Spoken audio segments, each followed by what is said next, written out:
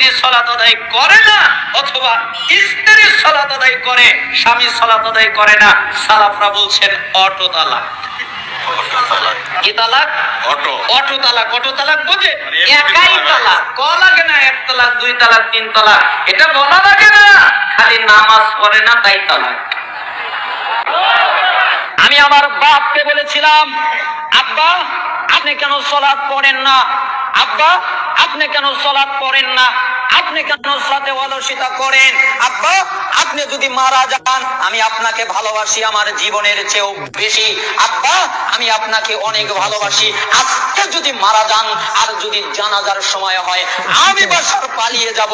হায়াত আলী শুনুন, আপনি আমার পিতা, আপনি যদি মারা যান আমি পালিয়ে যাব, আপনার জানাজা পড়া অনেক দূরে।